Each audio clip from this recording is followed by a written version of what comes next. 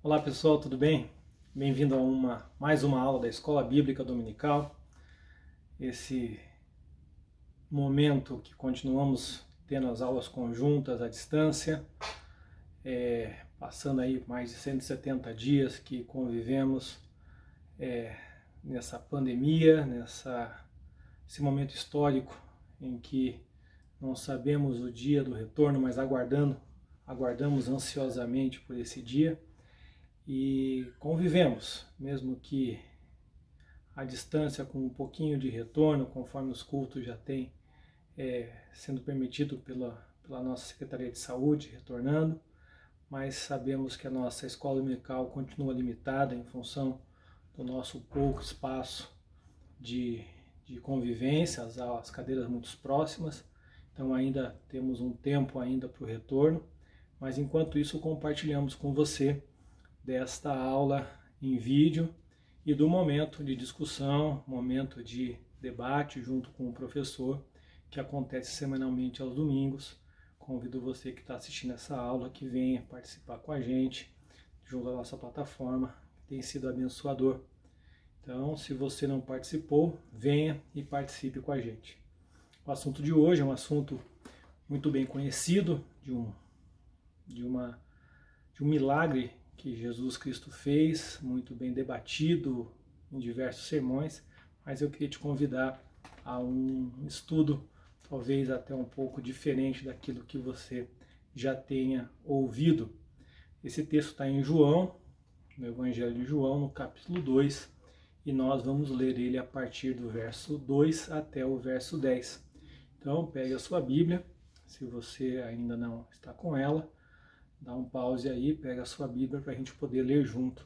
João, capítulo 2, do verso 2 até o verso 10, assim diz a palavra do Senhor. Jesus também foi convidado com os seus discípulos para o casamento. Tendo acabado o vinho, a mãe de Jesus lhe disse: eles não têm mais vinho. Mas Jesus lhe disse: mulher, que tenho eu contigo? Ainda não é chegada a minha hora. Então ela falou aos seus serventes: fazei tudo o que ele vos disser. Estavam ali 6 talhas de pedra, que os judeus usavam para as purificações, e cada uma levava 2 ou 3 metetas. Jesus lhes disse: encheis de água as talhas. E eles as encheram totalmente. Então lhes determinou: tirai agora e levai ao mestre Sala. E eles o fizeram. Tendo o mestre Sala provado a água transformada em vinho, não sabendo de onde viera, se bem que o sabiam os serventes que o faziam tirado da água, chamou o noivo e lhes disse: todos costumam pôr primeiro o bom vinho, e quando já beberam fartamente, servem o inferior. Tu, porém, guardaste o bom vinho até agora. Vamos orar? Amado Deus, Senhor Pai, somos-te gratos pela Tua palavra, porque o Senhor tem nos abençoado ricamente através dela. Desde a eternidade, de geração em geração, tem passado de pais para filhos através da fala, do ouvir, e hoje através da escrita, tem manifestado aos nossos corações e confirmado pelo Espírito Santo a Tua boa palavra em nossas vidas. Que ela possa fazer efeito em nós, que ela possa fazer morada em nossos corações e que ela possa fazer sentido em nossas vidas. Em nome de Jesus que nós oramos. Amém. Esse texto não é um texto muito diferente daquilo que você já deve ter ouvido várias vezes ou lido várias vezes, e não é também em nada diferente daquilo que você já conhece, as histórias deste casamento, das bodas de Caná da Galileia. O que acontece nessa história de diferente ou de igual ao nosso momento atual também não é algo muito diferente daquilo que a gente, se fosse parar para pensar, tem algumas semelhanças com o nosso momento. Então estava acontecendo um casamento, a vida estava normal, estava tendo uma festa, a vida cotidiana estava acontecendo, uma festa grande, por sinal. Se você pensar ali em termos dessas talhas que é dita ali, uma talha dessas, metal das metretas, que é dito no texto, cada uma deveria ter mais ou menos 100 litros ali, eram 6. Então nós estamos falando ali em 600 litros de vinho transformados a uma altura da festa já para mais da metade da festa. Então não era uma festa pequena, não era uma situação qualquer. E minha vida cotidiana. E de repente, num momento qualquer, acabou o vinho. Num momento qualquer, uma situação externa, acabou um momento que estava cotidiano, rotineiro, e tem uma pausa nessa história. De repente, acabou aquele momento cotidiano. Talvez se a gente pensar na nossa vida, e se você regressar aí uns 6 meses atrás, você estava passando o final de ano, começando um 2020, tudo normal, um 2020 cheio de planos e sonhos e estratégias, e de repente, não é que acabou o vinho, mas começou o Covid e tudo se altera, tudo se modifica, tudo se desfaz. Mas uma coisa é interessante tanto naquela história, naquela época, 2000 anos atrás, como na história de hoje, tanto lá quanto aqui, tem uma coisa que não mudou: Jesus está presente, diz o texto. A palavra do Senhor diz que Jesus tinha sido convidado para aquela festa, né, logo nos versos que a gente leu, e então Jesus também foi convidado, logo diz o nosso início do texto no verso 2. Jesus estava presente lá, Jesus está presente aqui. Então as situações ruins e positivas estão presentes nos dois textos, estão presentes nas duas histórias, e é isso que eu queria começar o nosso texto, começar a nossa aula. Tudo estava acontecendo, tudo estava modificado e Jesus está presente. E esta é uma situação que eu queria, a primeira lição que eu queria tirar desse texto e chamar a sua atenção, chamar a minha atenção, que o primeiro milagre de Jesus, a primeira aparição de Jesus de forma miraculosa, não aconteceu num momento ou num fato sacro, numa situação religiosa, numa situação divina, no aspecto bíblico ou no aspecto da igreja propriamente dita. Não aconteceu num templo, não aconteceu, opa, chutei aqui o vídeo, não aconteceu no aspecto na igreja, aconteceu num casamento. E essa é a primeira coisa que eu queria chamar a sua atenção e a minha.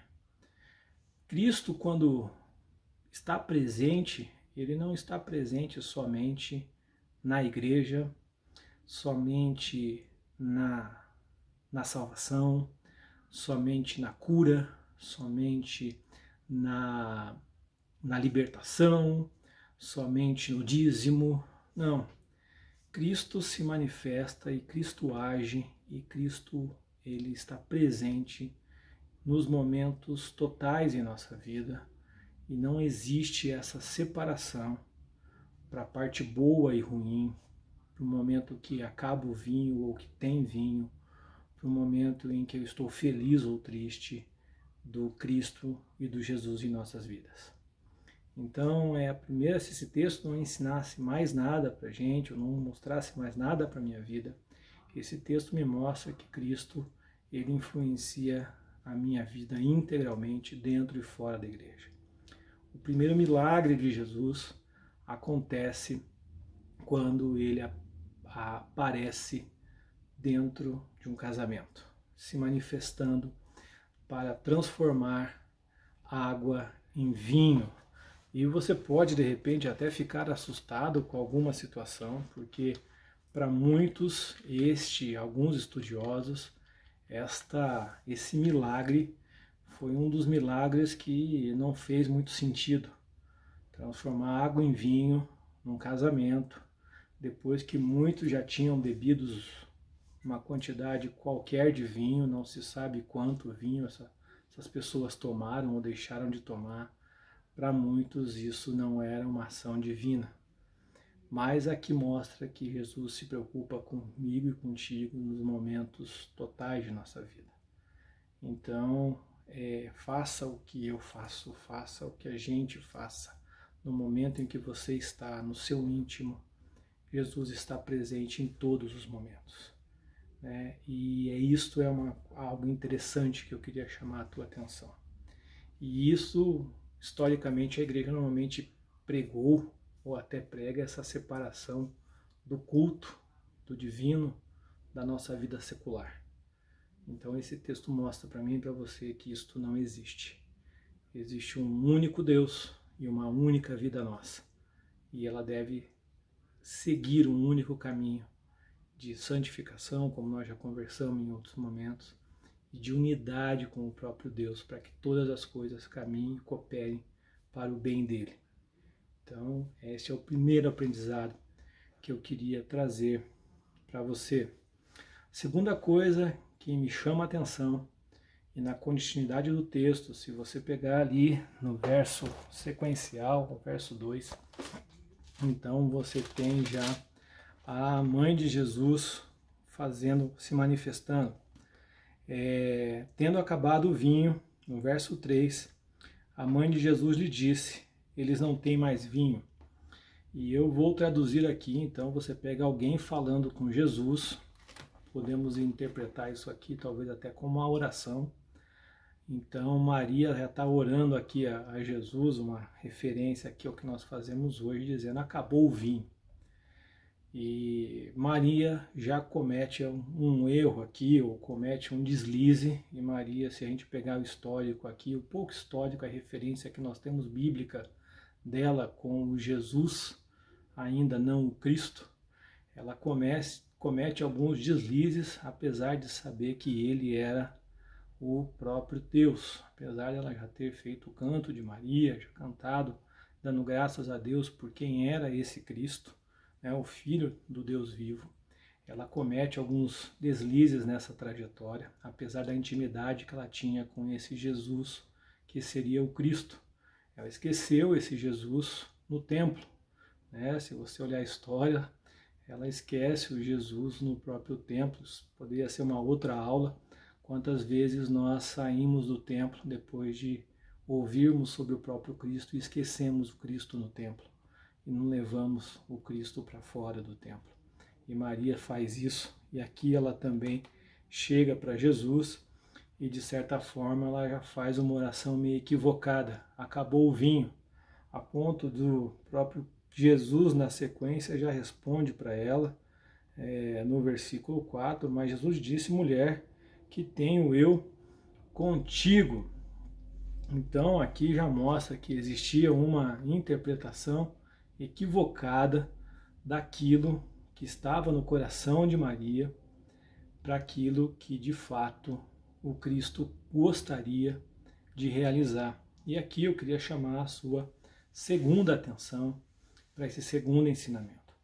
Talvez você e eu, no decorrer do nosso tempo na igreja, tenhamos aprendido que a nossa oração a Cristo, a nossa oração através de Jesus, seja para ordenar a Deus algumas coisas. E Maria chega aqui de forma equivocada, e no coração dela, apesar de dizer acabou o vinho, está dizendo: Jesus, você que é o Todo-Poderoso, você que é o Filho de Deus, tem um problema a resolver porque acabou o vinho. Então resolva esse problema porque você é o Todo-Poderoso. E a própria resposta de Jesus na sequência aqui é: o que eu tenho com isso? Quantas vezes você e eu, que apesar da nossa intimidade que nós temos com Cristo, como Maria tinha, uma intimidade muito pessoal, criou Jesus desde do seu nascimento, nós, sabendo de todas as possibilidades que tem quando nós andamos com Cristo, tomamos um caminho equivocado e começamos a ordenar Deus sobre as coisas que nós achamos que Ele deve fazer. E quando o tempo de Deus deve acontecer. E esse texto fala sobre o tempo. Tanto fala sobre o tempo que, se você pegar no final do verso 10, você vai ver que quando Jesus coloca o seu milagre à prova, o final do verso 10 termina: porque você guardaste o bom vinho até agora. Então ele está falando sobre um tempo, o tempo de agora, o tempo de Deus. E o final do verso 10 fala de guardar o bom vinho até agora, mas no começo do verso, ou no verso 4, o Cristo fala: mulher, que tenho contigo, ainda não é chegado a minha hora. Então ele está falando aqui de tempo, próprio tempo de Cristo, o próprio tempo de Deus sobre as coisas, o tempo em que ele vai realizar as coisas. E esse tempo de realizar as coisas, eu queria chamar a sua atenção, eu queria colocar a sua atenção sobre as coisas de Deus no tempo dele, para que essas coisas acontecessem. E aqui nós vamos estudar um pouquinho mais sobre esta situação, sobre sobre o que esse texto tem teologicamente a contar para a gente, a dizer para a gente e a ensinar para a gente sobre isto. Então, continua o texto que ainda fala da mulher: não é chegada a minha hora, no verso 4, e no verso 5, então ela falou aos seus serventes. E este é o próximo aprendizado que eu quero retirar do texto contigo, quando Maria consegue entender que existe um tempo de Deus. Parece que existe uma compreensão de Maria entre o verso 4 e o verso 5, uma compreensão daquilo que ela tinha feito de equivocado. Ela tinha chego, então, nesse momento, feito um pedido equivocado para Deus, de ordenança, e na hora que Jesus responde a ela, perguntando: quem você acha que eu sou, o que você acha que está fazendo, como você quer colocar a sua vontade acima da vontade do próprio Deus, ela compreende isso e ela muda a sua forma de tratar as coisas, e ela tem uma mudança de pensamento, uma mudança de convicção, uma mudança de atitude para com ela e com as pessoas em volta. E ela então fala às pessoas que estão ao lado: falou aos seus serventes, fazei tudo que ele vos disser. E nitidamente a impressão que dá aqui é que ela sai de cena. Ela sai de cena nesse momento e ela deixa as coisas acontecerem, porque ela entende que ela não é a solucionadora dos problemas, e ela sai de cena porque ela entende que ela está submissa à vontade do próprio Cristo, do próprio Jesus. E ela deixa essa mensagem muito grande do fazer tudo o que ele vos disser, porque a vontade do Deus, o kairós de Deus, está acima das nossas vontades, está acima dos nossos pensamentos. Mas como eu faço tudo o que ele vos disser? Como que eu ouço e consigo ter esse entendimento de seguir os passos e fazer tudo o que ele vos disser? Porque este é o grande segredo que está aqui nesse texto. Essa é a grande chamada desse texto para a minha e para a sua vida. Eu não vou focar aqui simplesmente na transformação da água e do vinho, mas eu quero que você agora entenda esse fazer tudo que ele vos disser, porque isso tem a ver com a sua vida, tem a ver com a minha vida.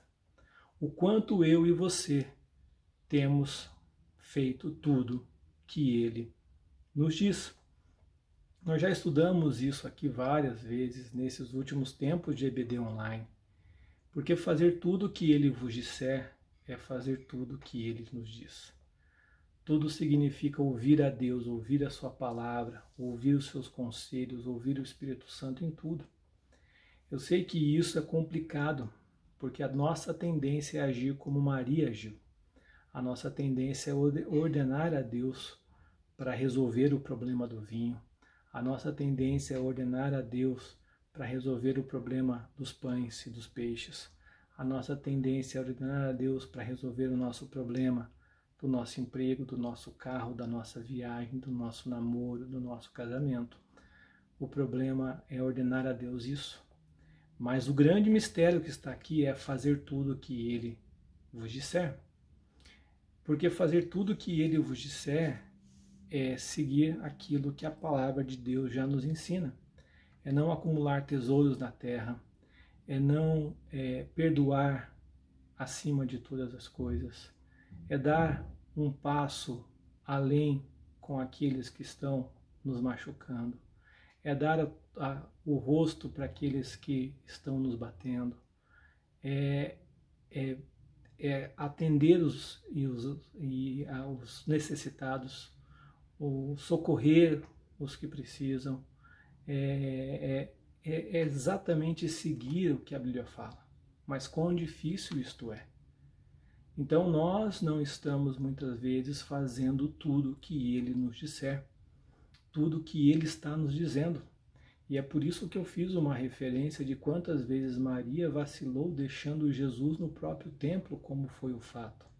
Nós vamos à igreja, ouvimos a instrução, ouvimos a palavra, lemos a Bíblia, mas nós deixamos e esquecemos Jesus no templo, porque fazer tudo o que Ele nos disser exige um sacrifício meu e seu, muito maior do que simplesmente ouvir. Exige abandonar nossos sonhos, muitas vezes, que não são os sonhos de Deus, abandonar as nossas vontades, que não são as vontades de Deus, abandonar os nossos desejos, que não são os desejos de Deus, e sair muitas vezes de fininho de uma história que podia ser nossa, de uma realização que podia ser nossa, ou de aplausos que podiam ser nossos. Então, fazer tudo o que Ele vos disser tem a ver com tudo isso: atender viúvas e órfãos, amar ao próximo, amar a Deus sobre todas as coisas e ao próximo como a ti mesmo.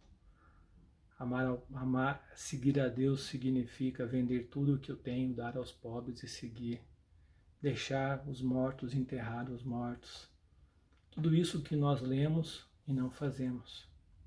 Então, o texto e a palavra-chave que está nesse texto, nessa nossa reflexão de hoje é o que Maria falou aos seus serventes: fazei tudo que Ele vos disser. Porque quando nós fazemos tudo o que Ele vos disser, muitas vezes tem algumas coisas que não fazem sentido. Porém, o fruto dessas coisas são no tempo de Deus e são maravilhosos, como a gente já conhece do texto. Vamos ver o resultado e depois conhecer as coisas que não fazem sentido. O resultado está lá no verso 10, no verso 9 e 10. No verso 9 fala: tendo o mestre Sala provado a água transformada em vinho, não sabendo de onde viera, chamou o novo e lhe disse: todos costumam pôr primeiro o bom vinho, e quando já beberam fartamente, serve o inferior. Tu, porém, guardaste o bom vinho até agora. Então, quando nós fazemos tudo o que Ele nos manda, o resultado nós conhecemos. O resultado é que o milagre é colocado à prova, e aqui Cristo coloca o milagre dele à prova. Olha que interessante, Jesus transforma a água em vinho, não sei se você tinha pensado nisso. Chama o conhecedor de vinho, o enólogo, nesse caso aqui o mestre Sala, para, sem saber provar do vinho dele, dar nota para poder colocar e dar nota ao milagre dele. Então, o primeiro milagre de Jesus, além de ser fantástico, transformar água em vinho, ainda tem um cara que dá nota para o milagre dele. Né? Aqui em casa tem um adolescente jovem e um adolescente que fazem provas e dão nota. Jesus coloca o milagre dele para ter nota e tira 10 com estrelinha, né? E é colocado 10. Então, aquilo que Deus faz na minha e na sua vida, quando nós obedecemos o que Ele pede, o resultado nós conhecemos. Ele é transformador, milagroso e Ele é 10. O resultado é positivo, por mais ilógico que seja para a nossa mentalidade, para a nossa cabeça estruturada em formas e processos, em matrizes, e recebe 10 com brilho, e no momento dele. Agora, tem o meio do caminho, que é o que nós vamos ver agora. Porque ali, continua o texto, no verso 6, fala o seguinte: estavam ali 6 talhas de pedra, que os judeus usavam para as purificações. E eu queria agora chamar a atenção de vocês um pouco mais sobre essas 6 talhas de pedra que os judeus usavam para as purificações. E eu quero fazer algumas referências sobre isso, para fazer um sentido maior para você. A primeira coisa que eu tenho nesse verso, algumas coisas. 6 talhas de pedra, e eu vou primeiro falar das 6. O número 6 na Bíblia normalmente é usado para o número de homem, tá? Então o número 6 aqui está relacionado ao número de homem. Não é 5, não é 7, é o número 6. Então fazendo uma referência ao número de homem. Então eu tenho 6 talhas de pedra. Essas 6 talhas de pedra mostram para a gente uma talha que é feita de uma forma irregular. Então é uma forma de homem irregular. E esta talha de pedra irregular mostra que não havia perfeição nela. Então são homens irregulares. Possivelmente essas talhas de pedra representando um homem, se fosse comparado uma com a outra, elas não seriam unicamente iguais, teriam as suas rachaduras diferentes, os seus formatos um pouco diferentes, possivelmente nem caberiam dentro delas as mesmas quantidades de água ou de vinho, uma da outra, mostrando que existe uma imperfeição nessas talhas que igualaria ou diferenciaria uma da outra, dando esta ideia das 6 unidades de homem feitas de pedra ou feitas de barro, né, criadas para isso, moldadas para isso como homem, né, que os judeus usavam para as purificações. E a segunda questão que eu queria chamar a atenção é a purificação dessa quantidade nesse texto. Olha que interessante, eu tenho aqui a palavra purificação dentro de um casamento. E essa é a segunda coisa que eu queria te chamar a atenção.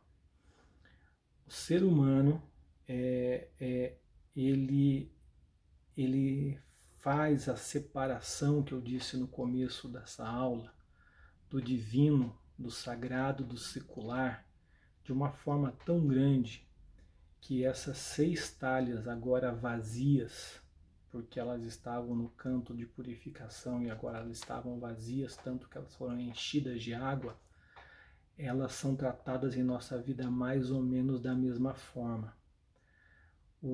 E agora, perceba só, nós estamos tratando de um casamento. Se são talhas de purificação, elas serão usadas para purificar todo o homem que entrasse naquele ambiente, como as leis da época, né, prediziam. Elas estavam vazias naquele momento. Significa que os donos daquela festa não se preocuparam em manter estas talhas de purificação cheias enquanto aquela festa acontecia. E olha que interessante se isso não é mais ou menos o que acontece com a minha e com a sua vida. Quando nós abandonamos práticas de purificação em nossa vida e tentamos substituí-las por outras coisas que subitamente nos vão trazer alegria. E esta é uma outra coisa que eu queria que você gravasse. A alegria, ela só vem depois da purificação. Vou repetir. A alegria verdadeira só vem depois da purificação. Eu vou falar mais ou menos sobre o que aconteceu nessa festa. Não é a última festa de casamento que você foi antes da pandemia. Mas me parece que essa festa que Jesus participou foi mais ou menos assim. O casamento aconteceu, todo mundo muito alinhado, perfumado, foi na festa, teve um culto, né? Saiu de casa, foi pro culto, aquele culto bonito, todo mundo muito arrumado, a noiva de branco, os noivos e os padrinhos muito bem arrumados, teve um culto, louvor inclusive a Deus, Uma mensagem fantástica, todo mundo muito bem, a água da purificação ali para que todo mundo se purificasse, para oferecer esse culto a Deus. Esse culto acabou e essa festa daí começou. Aquela água da purificação foi ficando vazia, foram até derrubando ela. E aquela festa continuou e de repente você não mais lembrava que aquela festa era uma festa que foi precedida de um culto a Deus. Porque as coisas se misturaram tanto que a alegria que foi buscada naquela festa não mais fazia sentido com o culto que foi oferecido a Deus. Essa é a festa que nós estamos lendo aqui há 2000 anos atrás. Lembra? Não foi a festa que você foi há 6 meses atrás. Por quê? Porque nós separamos o divino do secular e a gente acha que buscar a alegria sem a purificação é o que vai completar a nossa vida. Então esse texto também nos fala que eles deixaram as talhas de pedra para buscar a purificação em outro local. E esse texto nos ensina que nós devemos manter as talhas de pedra cheias, mas cheias do quê? E daí vem a parte que é muito interessante. De novo eu chutei aqui. Opa, arrumando aqui. Vem aquilo que é muito interessante para que a gente possa completar. As talhas estavam vazias. Se as talhas representam o ser humano, eu e você, elas representam então a nossa vida, elas vão ser cheias do quê? E o texto continua. Jesus lhe disse, encheias de água, e eles encheram totalmente. E água nós sabemos que representa exatamente o Espírito Santo. E aí tem aquilo que vem completar estas talhas, que é o Espírito, que quando o Espírito de Deus completa as nossas vidas, se tornando um só, nós agora temos uma mudança no nosso ser. E veja que interessante aqui, porque daí isso é o fantástico, a pureza vem nos garantir então a alegria.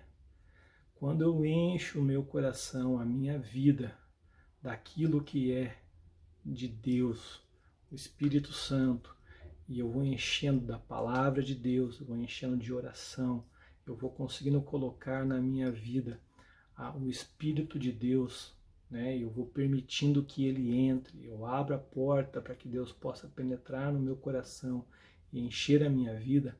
A alegria que eu buscaria lá fora sem a purificação começa a completar.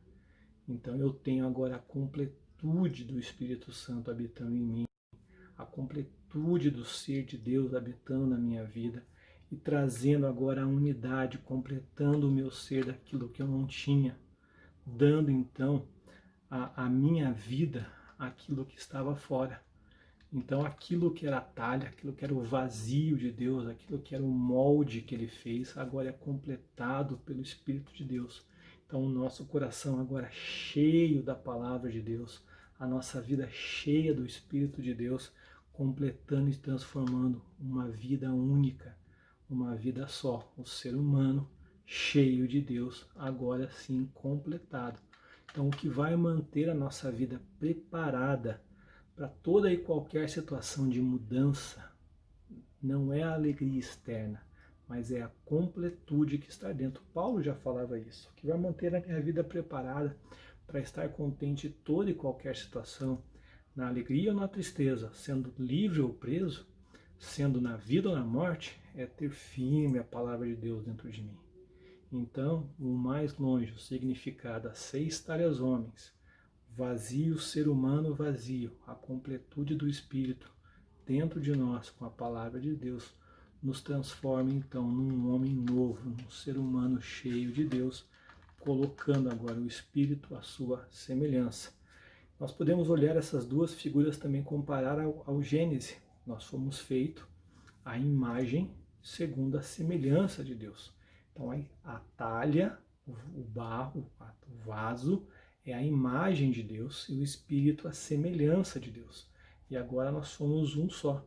Agora a imagem, eu e você, carregado de uma semelhança, conforme nós somos feitos no Jardim do Éden para louvar a Deus. Então a talha que tinha suas imperfeições, os seus defeitos, agora é completado pela semelhança de Deus. E agora a gente tem uma transformação. E é aí que pega esse milagre que acontece da transformação da água no vinho. Porque o que Deus faz conosco não é transformar o nosso barro num novo vaso. Ele transforma o nosso ser num novo ser. Não sei se você compreendeu o que eu quero dizer aqui com essa transformação. O que sai de nós a partir de agora continua sendo um vaso fisicamente imperfeito. A minha vida continua imperfeita. Eu continuo com as cicatrizes que a vida me trouxe. Mas agora que eu sou preenchido pelo Espírito de Deus, o que sai de mim é um vinho transformado, um vinho nota 10, um vinho aprovado pelo melhor enólogo que existia na época. Compreendeu a transformação que Deus promove na minha e na sua vida? Vou voltar um pouquinho para ficar um pouco mais claro. Quando eu entendo que Deus vem e me completa, e Ele me muda, a minha casca, o meu ser, a minha carne, eu continuo bonito como eu sou. Mas as minhas imperfeições também. Mas o que Deus faz em mim é uma transformação e não uma mudança física. É uma transformação de ser. Então aquilo que sai de mim agora é diferente. Ele coloca uma água que modifica o meu ser e agora eu transbordo vinho. Compreende essa mudança fantástica que acontece na vida desse vaso, desse barro completado pelo Espírito de Deus, completado pela Palavra de Deus, que agora, se deixado modificar pelo próprio Cristo, transborda vinho? Eu e você transbordando vinho através de uma mudança do nosso, transformado por Ele? É isso que Deus promove na minha e na sua vida. Uma transformação da nossa forma. Então, Ele transforma a maneira como eu e você somos. Porque agora nós somos modificados internamente, minha mente, o meu coração modificado, e eu agora posso agir de forma diferente, mesmo que a minha casca seja igual. E as pessoas que estão em volta olham para nós e falam: poxa, você é diferente, você age diferente, você tem a mesma casca que os outros, mas você age diferente, você é transformado por alguma coisa, porque você tem um espírito que habita em você e o que você faz age de forma diferente, transformando água em vinho. Então, o próprio Cristo, quando nós pedimos, faltou, ou quando Maria vem falar, acabou o vinho, né? Ou quando a gente fala, acabou, Deus não quer uma mudança na minha vida, que de um dia do outro eu deixo de ser o Carlos e agora eu vou ser o Pedro. Eu continuo sendo o Carlos, porém agora transformado de água em vinho no meu ser, para poder agir, pensar, falar e ser um Cristo, modificado pelo próprio ser de Deus que habita em mim. Então, e quando eu faço isso, eu estou agindo conforme o próprio Deus, porque Ele habita em mim, Ele habita em nós, e agora eu trato disso através dele, eu ajo isso com as outras pessoas. Então esta é a ação. Então determinou, tirai agora e levai ao mestre. Então agora eu e você podemos conviver com as outras pessoas, podemos agir no meio dessa sociedade, agir no meio desse casamento, agir no meio do trabalho, agir no meio da escola, agir no meio da igreja, agir no meio político, agir em todos os meios da cultura, mesmo fora da igreja, porque o que vai transbordar de nós não é mais um vazio, não é mais um ser corrupto, mas é um ser que, recebendo a água, transformado pelo poder de Deus, transborda em vinho. Um vinho que é palatável, um vinho que recebe nota 10, um vinho que fala assim, poxa, o que eu ouço de você, como você age é diferente de todos os outros, porque até esse momento todo mundo usava dar o melhor primeiro e no final dá o ruim. Você dá bom o tempo inteiro. Você representa e oferece o que é melhor o tempo inteiro. Isso não é normal, isso chama atenção. Por que que você faz isso? Isso é fantástico, porque é o poder de Deus que está transformando em água em vinho.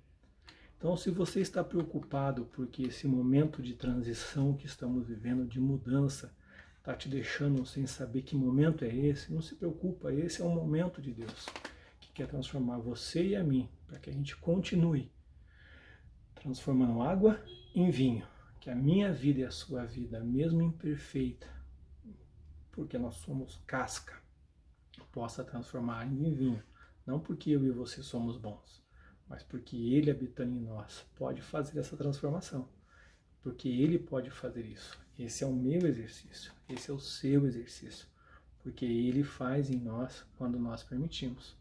Então, em resumo, para terminar a aula, o que nós precisamos e fica para o seu pensamento, para o seu estudo, para as suas perguntas, para os seus questionamentos. Não existe separação entre o divino, o sagrado e entre o secular. Deus age na minha e na sua vida o tempo inteiro. Ele, Cristo, sabe qual é a hora, e esta é a hora, e não eu. Não sou eu que peço para Ele fazer as coisas. Eu peço, eu chego perto dele e faço tudo que Ele me diz. Quem sabe a melhor hora é Deus, e eu tenho que fazer tudo o que Ele quer. A pureza é que garante a alegria na minha vida. E encha o seu coração com a palavra de Deus. Encha o seu coração com aquilo que vem do alto.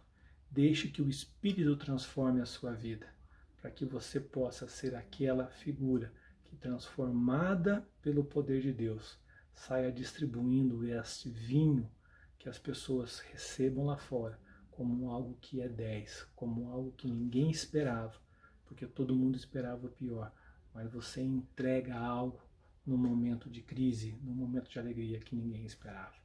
Que Deus possa abençoar a sua vida, que Deus possa abençoar a minha vida, para que a gente continue nessa jornada. Até domingo, às 17 horas, para que a gente possa continuar conversando sobre essa aula. Um grande abraço. Deus te abençoe.